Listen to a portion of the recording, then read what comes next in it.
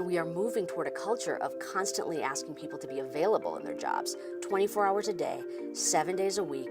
Leaders have to be completely attentionally aware, emotionally regulated, and able to make sound decisions because the rest of their team is going to rely on them. On the other hand, people that aren't the leaders, that are sort of lower in the hierarchy and are receiving these demands, their capacity to pay attention is constantly being challenged. And when we don't have access to our attention, basically everything else starts falling apart. Most recently, what we've been trying to do is figure out if we can bolster attention.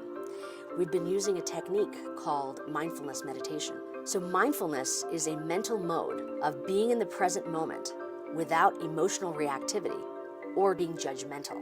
Mindfulness training can actually change the structure of the brain in very specific ways. The parts of the brain that are very tightly packed, or gyrified would be the technical term, they're better connected with other regions of the brain, they're healthier. What we're finding is that long-term mindfulness practitioners have more gyrification in certain spots of the brain. There's a circuit in the brain that we now call the default mode circuit that is more active when people are resting and deactivated or less active when people are doing an attentionally demanding task.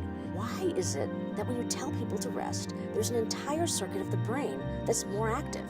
They weren't just simply resting. What they were doing is self-related thinking. Because when you have people simply rest, what they tend to do is planning, ruminating, savoring, all those kind of self-related private thoughts are happening. This mind wandering, this ever-pervasive mind wandering, has a lot of bad consequences. When you ask people their mood, it tends to be more negative after they've been mind wandering.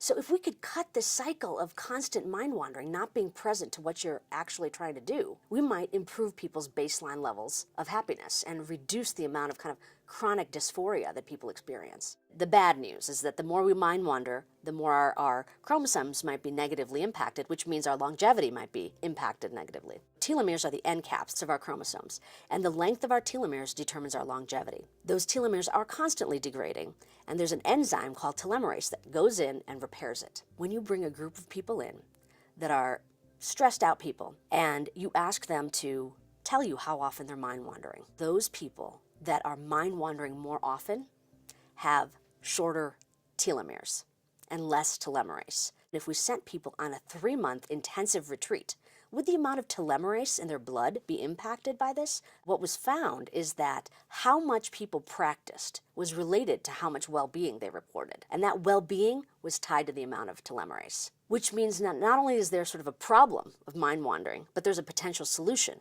which is this type of contemplative training.